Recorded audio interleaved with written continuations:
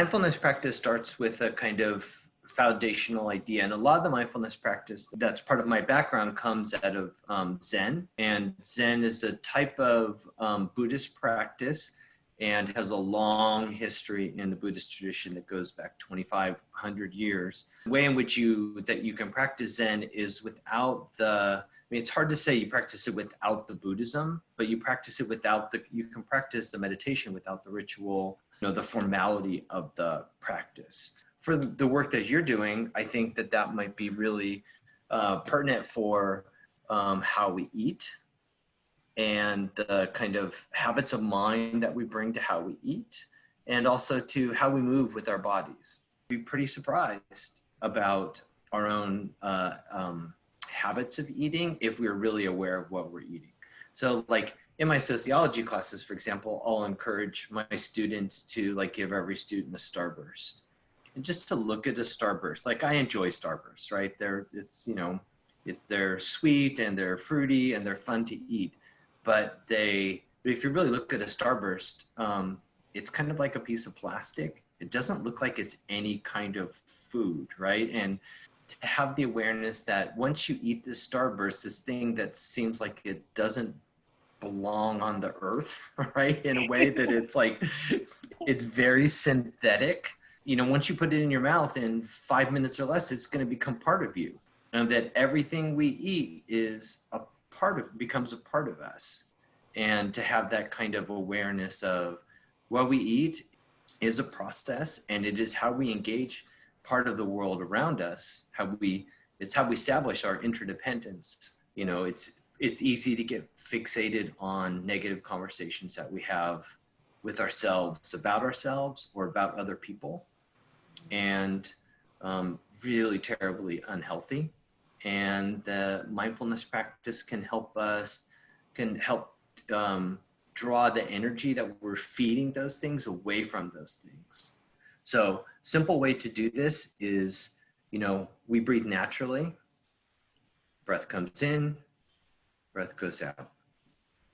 Breath comes in, breath goes out. And I'm counting much faster than I breathe. And then you would breathe as you were in kind of a meditation practice.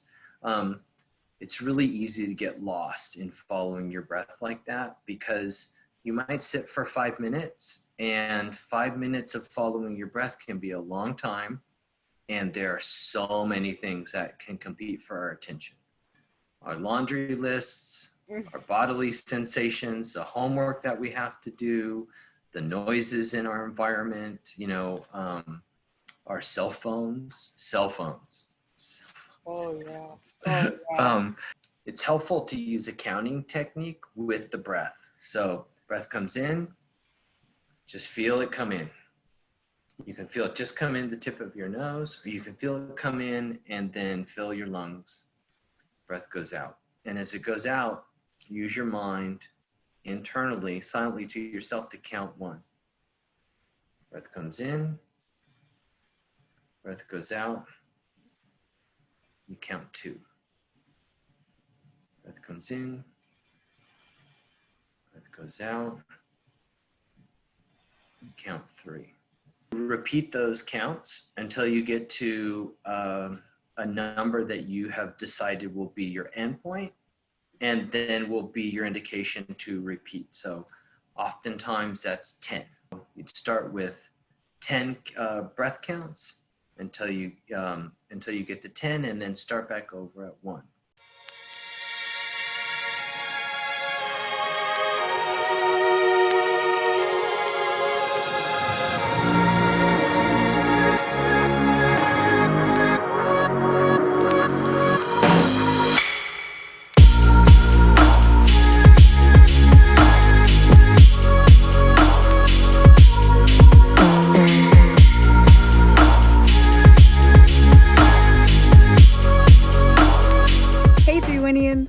So I wanted to share with you some of more of the breathing technique that I was taught by Dr. Boynes, one of the experts on this project, the 365-day project. He had suggested that I take some breaths between sets, so that's what I'm doing now. So breathing in for 3 through my nose, Hold for 1, and out through my mouth for 5.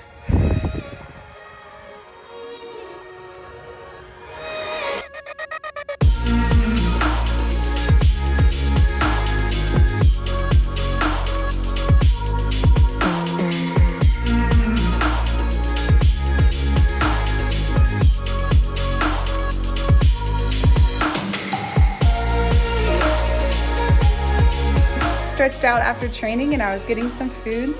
So one of the things I like is hummus, and they come in these little packets at Costco and they're good. I like hummus. And then I'm having some fruit. Yeah, try to get all that variety and balance in. We got this.